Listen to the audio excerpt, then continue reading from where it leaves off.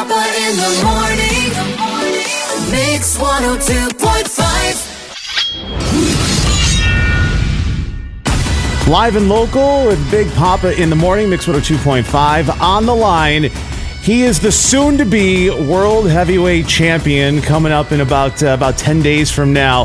He is the Scottish Warrior, Drew McIntyre, WWE Superstar. Drew, good morning, man. How are you? Marvelous. We're so close to WrestleMania, so close to, as you mentioned, being World Champion. And first of all, we get a nice little stop in Syracuse, which is perfect to be in New York right before Mania. Just the market I want to be in. The wildest, craziest, passionate fans of all. I was gonna mention, because literally you're gonna be in Syracuse, the Syracuse War Memorial Sunday.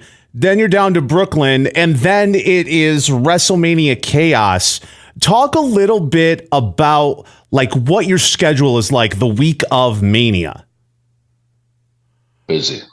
Very busy. And not only is it busy, you're trying to squeeze in workouts. Every crazy, wild, most passionate wrestling fan, not just from the New York area, which are some of the craziest in the world, but from across the entire planet, all congregate in the same place, and they're all going to congregate in Philadelphia. So you can't go 5 steps without meeting a wrestling fan, which is awesome, because in the end, I'm just a wrestling fan that took it too far. But at the same time, you ain't going to get much done. It is one busy, busy week. No, absolutely. Absolutely.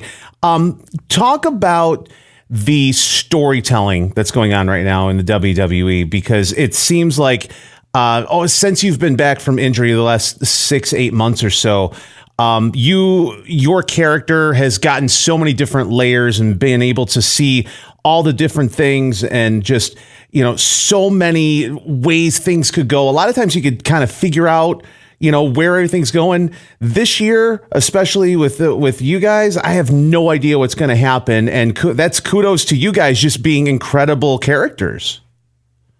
Thank you. Those are the kids' cinema.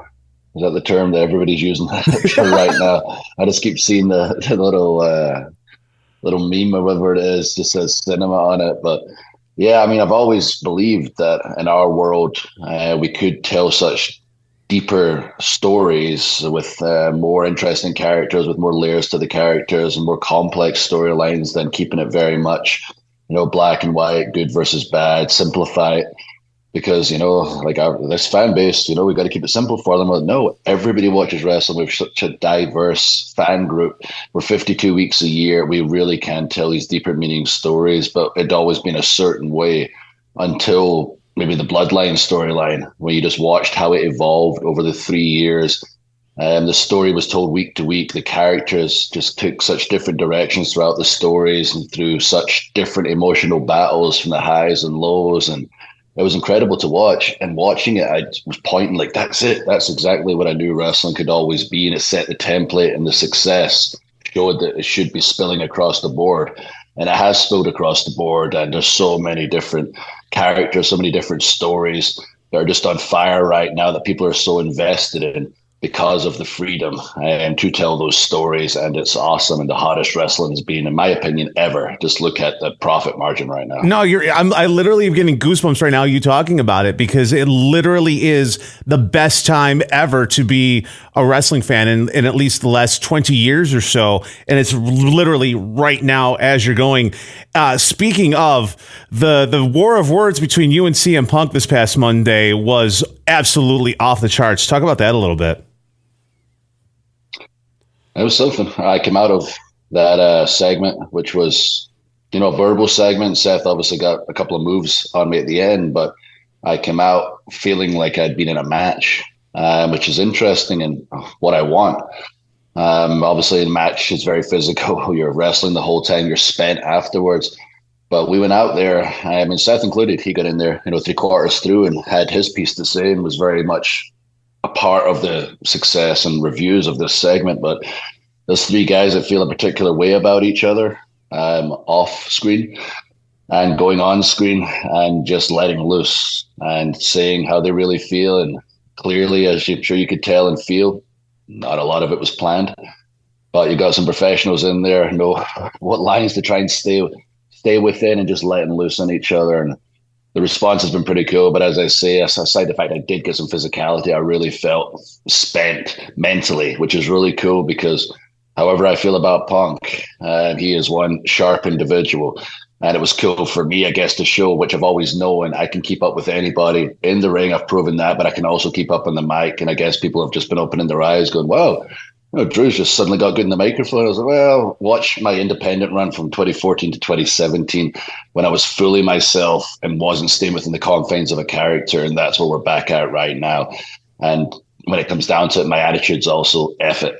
Let's just go for it. No, absolutely. Especially going into WrestleMania next weekend, live on Peacock, April 6th and 7th. Going into, you keep saying that you felt spent after that segment, and it was that mental, just being on mental point the entire time with, listening, reacting, and trying to get in when not too much, but just to be in the right place, right time as far as like when you jump in. It was just absolutely awesome. Yeah, and that's the way it should be, the way it should always have been. At the same time, you need people who are capable at that level. And again, personal feelings aside, but those personal feelings add to it. Like you mentioned, you have to listen and you have to be present, and you can't go out there with a piece of paper you're trying to recite. And when it's real and it feels real, because it is real, the fans can tell and they're like, wow, this is different right here. And that's the way it used to be.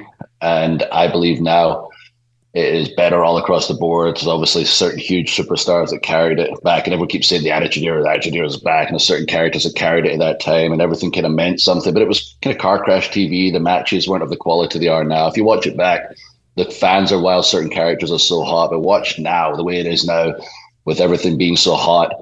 A lot of characters really kicked off. The freaking Rock's back. And watch the match quality. Like, to me, we need a different term. We'll have a different term once the era passes. They'll name it the whatever era. Hopefully the McIntyre era. But whatever they decide to call it, this is the best wrestling's ever been from top to bottom. In the end, it's still world wrestling entertainment. The entertainment's there, and the wrestling has never been better. And especially if you have not seen the WWE live, I definitely encourage you to head over to the Syracuse War Memorial this Sunday, 7 o'clock, Road to WrestleMania. Obviously, the Scottish Warrior Drew McIntyre will be in the house. Cody Rhodes, Rhea Ripley, Gunther, LA Knight, Bianca Belair, all scheduled to appear as well. And for the talent, these live events really lets you guys you don't have the time restraints like you do on a premium event or a Raw or a SmackDown. You don't have to worry about commercial breaks and stuff like that. So you guys get to have a little bit more. I don't want to say fun, but fun. Yeah, it's very much even more interactive. We're such an interactive product, but obviously on television, you're playing to the live audience, but you're also playing to the millions and millions of people all across the world down the camera. These live events, the cool thing about it is you really are at one with the audience, having fun with the audience, the good guys and the bad guys. And, there's 100% chance, Cody Rhodes is going to start giving away, his shoes and whatever else at the end of the night. So who knows what kind of souvenir you might get from someone like Cody if he's, as long as he's not around me and he's still conscious by the end of the night. But you mentioned some of the people who are involved in the show. That's the who's who of WWE right now that are going to be there. The product's at its absolute apex. We're literally right before WrestleMania. It's the last live event before WrestleMania, without the cameras there.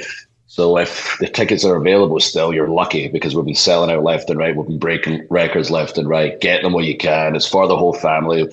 But no matter what's been happening in some parts of the show recently, we're still a PG-rated product. It is affordable for the whole family, so you can bring everybody and there'll be something for everybody.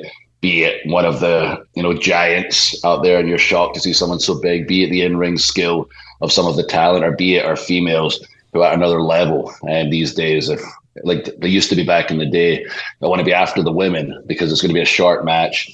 is appealing to a certain demographic, but now the women are so incredible in the ring. It's like, man, I don't want to be after the women. Can't follow them. They're still in the show. Out there and they're killing it. And yeah, they're still in the show. Exactly. So there's something for everybody on that show. So if you miss it, you're going to hear about it the next day and you're going to regret it and say, damn it, I should have went to that darn WWE show in Syracuse. Drew told me I'm an idiot. Yes, it's Sunday at the Syracuse War Memorial, the road to WrestleMania.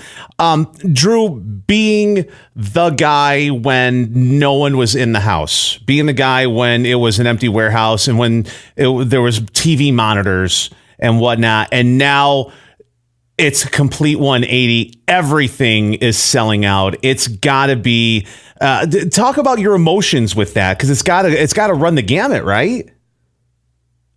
Yeah, I mean, everything happens for a reason. Everything's going to happen the way it happens. Nobody could have predicted a worldwide pandemic when Drew McIntyre was going to win his first world title, and everything would have happened the same if it didn't go down the way it went down. I would have won the world title at WrestleMania, except there would have been 80,000 plus people in Tampa, Florida, and as hot as I was at the time. But unfortunately, things shut down. I did what needed to be done. The company did what needed to be done. We gave everybody an escape during such a scary and uncertain time.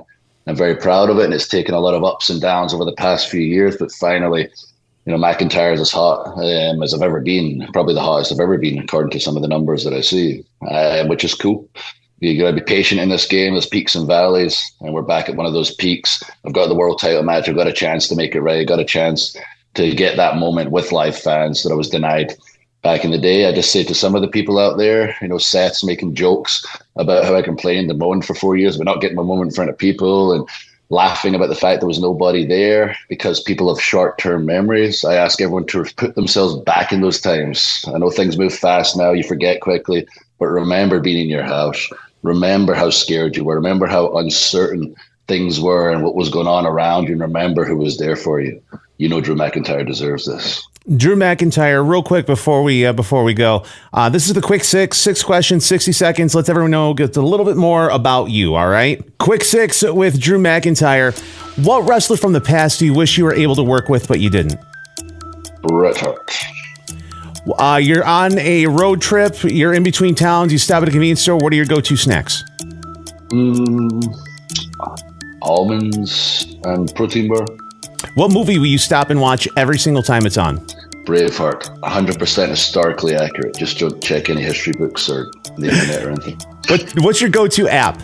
Oh, these days, probably the Twitter X, because I'm too busy shredding everybody on it. I'm the biggest, nastiest troll in the world, as the punk like to call me, except when I step behind the keyboard, I'll kick their arse too after ripping you apart verbally. What's the best concert you've been to live? Probably Metallica. They played the entire Black Album from beginning to end. That's freaking awesome. That's what's up. And finally, finish the sentence. I was blown away when I met blank.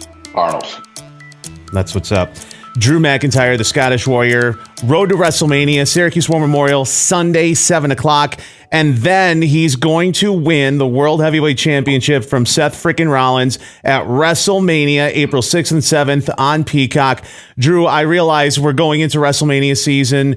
Very, very busy. Thank you so much for the time, and kick some arse, not only this weekend, but at Mania as well. I appreciate you, buddy. Speaking of kicking arse, I know a lot of people have that Celtic heritage, be it Scottish or Irish. We got ourselves a Celtic invasion going on at Mania, so I'll give my buddy a little plug. Big Celtic invasion. Get yourself Becky's book. She's going to win the title, and Drew McIntyre is going to win the title too. And she's going to be happy about it. Big Poppa in the morning. Mix 102.5.